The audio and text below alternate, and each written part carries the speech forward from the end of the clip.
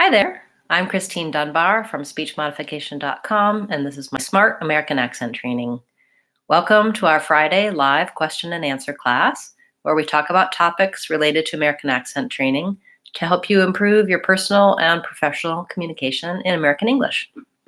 In today's class, we're going to be talking about one of my favorite topics, which is, I like to call it Real Talk. That's the name of my playlist and course that I use to teach this technique. And what it is looking at the way Americans really talk and how it's different from written language, between written language and spoken language. So oftentimes my more advanced students and clients are looking at why is their speech still sounding different than American speakers, and what are some of the little things that they're hearing Americans do that makes them know their pronunciation sounds different and also sometimes less fluent when speaking English. You can be a very proficient English speaker, be excellent in English, and have a lot of little differences in terms of how you're speaking, where your speech doesn't flow as smoothly. It's not as connected. You don't have some of the patterns that Americans and other native English speakers use to connect words and to emphasize and de-emphasize certain sounds. So we'll look at that today and try to give you some help on some things that you can be listening for and be paying attention to when you're speaking, so that you're well understood, you can speak fluently and easily, and be well understood by everyone you're speaking to. So thank you so much for being here. Please feel free to ask your questions in the chat at any time.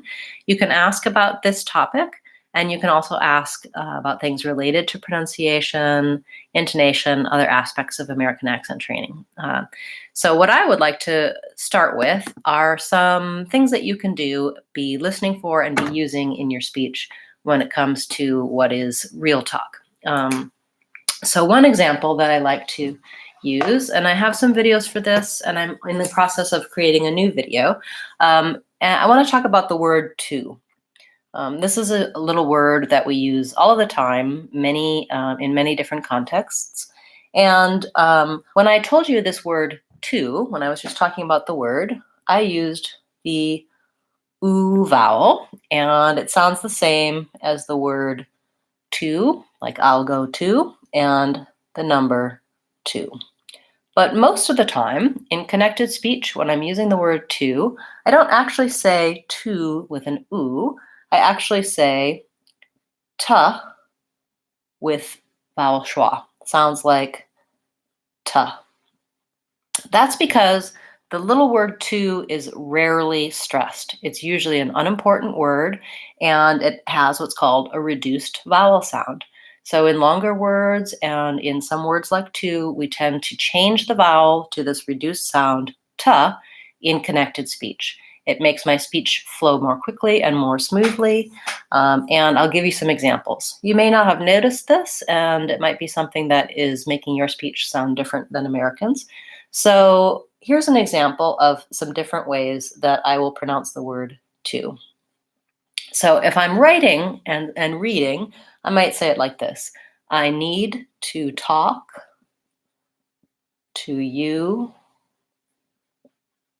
tonight. To. Okay, so let's take a look at this sentence. When I was just saying that, I need to talk to you tonight too. You can hear how that doesn't sound very natural, doesn't sound very like I'm flowing, makes me sound maybe like not a native speaker of English. What would I say if I was just saying this sentence naturally? I would say, I need to talk to you tonight. I need to talk to you tonight. And you can hear how the words like tonight, need, and you are more important than these little words like to that I have here. So I'm saying it more like I need to talk to you. And here's another place where I do it, tonight. And then in this word, I still use the oo. I need to talk to you tonight too. In this case, it's because it's the different word to, and so I always pronounce these two kinds of to with the oo vowel. But when I'm saying something like to talk, so that's for verbs, to talk, to listen, to learn, I'm always using that reduced vowel sound Sounds like to talk, to go, to listen. Hello, nice to see you. Same if I'm using it as a preposition, like to a person. When I'm saying to you, I say to you. I need to talk to you. So there's two different pronunciations for to, and most of the time we use this ta pronunciation. How to practice? How to practice? You can use practicing with verbs. So for example, you can just name things that you're doing. To watch, to listen, to type, to talk, to eat, to drink, etc. And you can also use it in prepositions. So for example, one repeated phrase practice I like to use is using the phrase to the blank. And in this case, I get practice on a very common combination of words that I'm using all of the time in connected speech. And if I can say to the as to the blank, then I can practice how Americans will naturally say it. So to the store, to the library, to the meeting, to the class. And I get some good practice on some very common sounds, the sound, the schwa, the th sound, and then of course my word to that I'm focusing on changing to ta. So this is one example, and you can get more help for this particular example and what happens if you use my free lessons on my website and also my playlists on the channel page. Playlists that are relevant to this topic are my Real Talk playlist that goes through many, many common words and phrases, as well as taking some video from commercials and from television shows and showing you the written words that are being said and then the linking and reduced sounds that are actually happening in those sentences. So we look at all kinds of patterns that are happening and teach you to use that technique for listening and speaking yourself. I also have a Real Talk course on my website, speechmodification.com. I believe that course is $10. It's a one-time fee, and it walks you through some steps for learning this technique and using it yourself. So you can check those out as well. We do this for other words. It's not just the word to, but many, many words will have a reduced vowel sound and a change when I'm using them in connected speech. Another thing that I do is called linking, and we've talked quite a bit about linking in the past. And because of linking, I'm doing those reduced sounds. So I'll take a quick question, couple questions. One question was how to pronounce stomach. And this is something that doesn't really match the spelling. So spelling is strange in this word. Stomach is pronounced with the first vowel is an sound, and it has first syllable stress. So stum is long and ik is short. Stomach, so that's the sound, schwa. Stomach.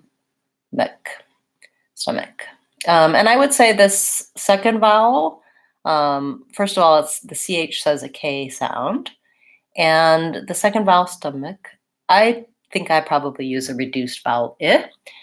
You might also use the sound, stomach. The most important thing is that I'm short on that syllable and long on this syllable, stomach. And another question, vanilla. Again, the first vowel there is your vowel schwa, the sound. So it sounds like va. N, this is the I vowel, and again, the schwa at the end, vanilla. And I have second syllable stress, so n is long, and these other two with reduced schwa sounds are short, vanilla. So practice stretching out on your nil and going quickly and having a reduced vowel on the first and last syllables of that word. Kurt wants to know, should we say the friend of me or the friend of mine? And I would say the friend of mine. And also, in most cases, you would say a friend of mine rather than the friend of mine. The time I would use the friend of mine would be when I was saying the friend of mine who you know, the friend of mine who works for the government, the friend of mine who. But if I'm just talking about a friend of mine, oh, a friend of mine knows her, a friend of mine told me about that, then I'm going to use the article instead of the article. You can also say my friend. That's simpler, and then you don't have to worry about it, whether it's a or the, or my friend who blank. Good. Okay. Another question: how to pronounce murderer? That's very challenging because of all the sounds. So I would break it down and make sure that you have a strong, tight back sound first. So we want our tongue back and tight and braced against our inner upper teeth. And then basically the same sounds are there. So this is the symbol for the sound. Mer, and then der, and then with first syllable stress, and these two are shorter. So basically you have to be able to make that sound almost 3 times in a row with the D. Murderer. Fortunately, hopefully you won't have to talk about murderers too much. This is similar to words like order and earlier, where they really center around having a good strong sound and going slowly enough just to be able to get all of those when they're together in one word. It's definitely a challenging one, and just slow down enough to make your strong, tight sounds. Similarly, we have questions about regular and popular. Popular. Again, even though those are spelled with AR, they have the ER sound at the end. So for regular, it's regu. So that sounds like a G and a Y and an U, regular. And first syllable stress, 2 short ones, regular. And same with popular. We have the same U at the end, or you can think of it like you-ler, and just with a pop at the beginning. So long, short, short. Popular, regular. This is a symbol for the y sound and the u sound. And so just making sure that you know, going from the pop or the reg to the you-ler, that you have the y, the glide there. Very good. And I'm getting behind. So self-instinct. Self-instinct. Self is fairly self-explanatory. Just make sure that you don't leave out the L or the F sound. When there's consonant clusters, we tend to do that. Instinct has the same sound as in. And then this IN says ing, instinct, with a K and a T. So you can try just saying sting, stink, and stinked, and then instinct. And first syllable stress, so long and short, instinct. So even though this is the syllable that has the most sounds, many, many sounds there at the end, we are short on that and longer on in. Okay, a lot of great questions today. Are at the ends of words. Perhaps you're asking about popular and regular. They have the sound, like ER. Typically, R at the ends of words has this sound, unless it's a word like floor or more, and then it has an O sound. R at the ends of words, what typically the error patterns that I hear for that sound is that people will say it more like an sound. So they might be saying a word like popular, and it might sound like popula with an and that is more of a British or Indian English dialect version of how to say that. So Americans will always, when there's an ER at the end or an AR, they will always make that R sound. Paper, bird, word, popular. Whereas some other dialects of English might say it more like an paper, popular, etc. So the difference there is just making sure I have the tight tongue instead of the relaxed schwa tongue. Okay, lots of questions about R today. Infrastructure. Again, some of these longer words with R, you really just want to be able to break down and make sure you're not missing any syllables or any sounds, and also that you have the correct syllable stress. So for infrastructure, there's our y sound again. Infrastructure, first syllable stress, shorter on these other ones.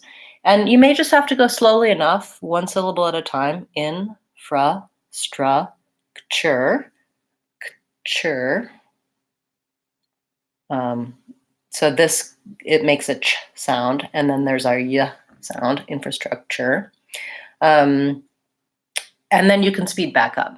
Another technique that helps with some of these longer words is starting at the back.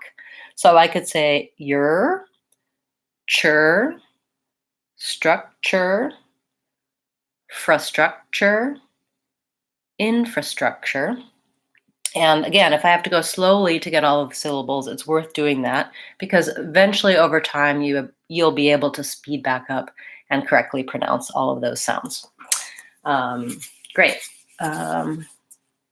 The words sure and business, and I will get to your other comments. Thank you for waiting while I'm responding to everyone's questions. So the word sure has the SH sound, even though we spell it with the letter S. And then again, there's just my sound. So I could say her, sure, were. They all, even though they have different spelling, they all have this sound. And so for sure, we just need the SH sound for our letter S there, sure. Another question, business. It looks like it should be maybe a U sound or a different sound here, but that's actually the vowel I, same as in did and different, and in busy. And business has first syllable stress. It also looks like it should be busyness because of the I there, but really it just sounds like this, business. So I'm saying the same vowel in both syllables, first syllable stress, and this S sounds as Z. These double S's say S, so it sounds like business. Business. Yeah, great questions. These are definitely a lot of challenging words and places where some pronunciation differences may make it difficult for people to understand you. Also, there's a lot of things happening here where the spelling is different than the sounds in the word. So I'm going to come back to the remaining questions, but I just want to show you a resource that I think you'll find useful, which is if you go to speechmodification.com, and you go to the free practice, you can type in the search, go to online practice free trial. You can type in the search box your word or your sounds. So we had a lot of questions today about words with the ER sound, and all of the lessons related to that are going to come up. And you can see, okay, here's a lesson about R in the middle of ends of words. Here's the word fourth. Here's some lessons with R and reduced sounds, our topic for today. So that's a really great resource. And then I'm also going to suggest that you get used to using online dictionaries. The one I like is the Oxford Learner's Dictionary. I like it because it shows the British and the American English pronunciation. And so if I'm looking up a word like infrastructure, I can put that in there and I can see all of the sounds in the word. So the spelling might be slightly different, but I can see when I learn the symbols for the sounds that there's the sh, the ch sound, infrastructure. I can also listen to the British and American English versions, and I can hear where those stress patterns are and where those sounds are. So you can get links to the Oxford Learners Dictionary on speechmodification.com. You can find where you can look words up. And so I just want to show those resources. We have a few more questions. Please explain how to use words like myself, himself, etc. in sentences, especially when the verb is to be. For example, is this correct? I myself am an ambitious person. Yes, your sentence is correct. I myself am an ambitious person. I would say that sounds a little formal, like maybe something someone would write. We usually use myself and himself to refer to something that we're doing in terms of an adverb. So I would do that myself. He did it by himself. If you're talking about the verb to be, he is himself. The way you used it is correct. I myself like to. I myself am this. We usually use that to point out, as opposed to other people, I myself think this versus you think that. Otherwise, when we usually use the himself or myself, we use it in a different context to explain that we did it without help, by myself or by himself. So hopefully that helps you with that question. You can ask me to clarify a little bit more if that didn't give you enough information.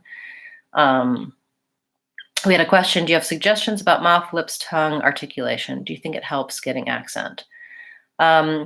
Yes, if you've watched any of my videos or spent any time on speechmodification.com, you'll see that much of what I'm explaining is the physical motions and movements for speech sounds. So if you're looking at help for the R sound, for example, check out my American R playlist. I walk through in extreme detail what you should be doing with your tongue, how you should be holding your mouth, and give you help with those sounds. In today's class, I'm looking at overall pronunciation for words, and our topic, of course, was real talk and fluency. So I'm not as focused on the specifics of speech sounds, but I do think it's extremely helpful to know what you should be doing with your mouth and what error pattern you might be making. So that's a big focus of my teaching, to help you understand what am I doing and what needs to change. So yes, definitely that's something to pay attention to.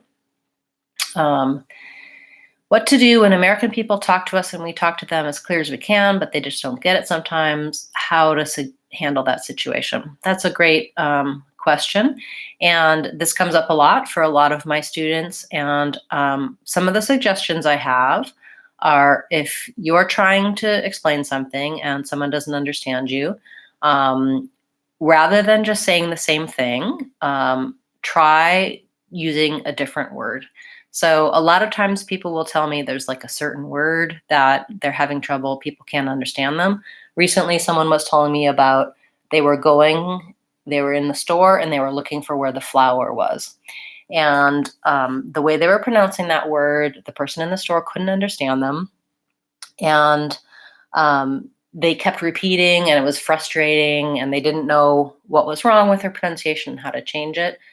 Of course, it's great to be aware of, in their case, I think they didn't realize that flower and flower have the same pronunciation, and they maybe were having some issues with that R sound. So yes, you want to figure out how to say this word so you can be understood. But if you're in the moment and you've tried repeating, and you've tried changing, and your pronunciation is not helping, then say it a new way. So I suggest to them, if that happens again, first of all, work on the word flower. You know that you need to change your pronunciation of that. But secondly, you can say for flour, you could say, for example, for baking. Then that's going to get you to the aisle where the baking goods are and where flour happens. So think about the category of the word, a description for it. You could say, not necessarily with flour, but with something else you can describe in other words what you're talking about. You can write it down. Most of us carry a phone with us. You can type it into your phone and show. Hopefully you won't need those drastic of solutions, but oftentimes there is something that comes down to a one or a couple of words where you're just not being understood. In the moment, you don't always have the resources at hand to know what pronunciation needs to change. Take advantage of those situations and note what it was you were struggling with, and then that will help you find patterns to change overall. But finding another way to say it, rephrasing it, usually is more helpful than just repeating it. Often when we just repeat it, the person is still lost. Also think about when you're giving just one word or a few words, if they don't get it, they don't have any context to understand what you're talking about. If they're saying, I'm looking for the flower, you could be looking for anything. They don't know what that word flower is going to be. If you're saying, I'm baking a cake and I'm looking for ingredients or some other way of giving more context for your listener, that can be really helpful. This is definitely something that I talk about in my online courses and in my playlists. So you can look for some help with how to clarify your speech, how to give information that's going to be helpful. So that was a great question. Thank you. All right. Ricardo also wants to know about the words girl and world. I have videos for both of these. So I'm going to say go to my channel page and use the search tool, type in girl, and you'll see some help for that. And these are obviously related. They have similar sounds. The quick lesson is thinking again of our sound, our tight back R. Girl really sounds kind of like gur and then ol. So even though it's one syllable word, if you slow down and break it apart into girl, that's really going to help you. And many people find it challenging to go between R and L. So look at my R videos and my L videos, and then look specifically at the girl video, and that's going to help you break it down. Same thing happens with world. Starts with the word were. If you have trouble with that word, just start with and then were, and then were old world. Very challenging, even for native speakers. These words, they may have to slow down a little bit more to be correctly pronouncing those R's and L's together. So don't be frustrated, and work on just saying it slowly, getting the sounds in there, and then you can speed back up. Yes, so John asked, flour and flour are the same. Yes, the baking flour and the flour that I smell, Americans pronounce those two the same. So another question, connector. Connector, again, here's an OR spelling, but it has an ER sound. The stress in this word is on the middle syllable, and these two are short. So the O in the beginning says because it's unstressed. Looks like this in IPA with the schwa. Connector. And this T, we tend to use more of a flap T. It sounds kind of like a D. Connector. Long in the middle and short in between. Okay, great. So we're running short on time. I'd like to talk a little bit more about the Real Talk Fluency. Thank you so much for all of your pronunciation questions. I'm happy to answer more of those if you're watching this not live. You can leave comments later, and I'll direct you to where you can find videos and resources. I'm going to give you a link now, and this link will take you to a lot of videos called my Real Talk videos that are going to help you look at how Americans are really pronouncing words in connected speech. So that's for my free resources. As I was showing you before, on speechmodification.com, you can go to the free practice page and you'll find lessons for all sorts of different things. So if I'm in free practice, there's my free screening. You can also go on the website and send me your speech, and I'll let you know what's happening in your particular accent patterns. Going into online practice for trial, this link for today is here in this link called linking, and it's just talking about connecting in speech. So this is a video showing you about linking. You can also find that here on YouTube. And then here are some of my videos from the Real Talk series, where we're looking at specific combinations of words, where Americans are linking them together, what sounds they're leaving out, and how they get that fluent connected speech sound. You can also get a free trial of any of my online courses on the website, 2 weeks for free and really low subscription rate. The best overall course for starting out is the 6-week course. That's what I recommend for getting the fundamentals and really learning the process of changing your speech. And related to today is our Real Talk series. And this one is a little bit more advanced, helps you listen and pronounce and speak fluently like Americans, giving you some techniques, how to use media, how to use YouTube, how to use my website to listen for real American speech and begin to incorporate some of those strategies yourself.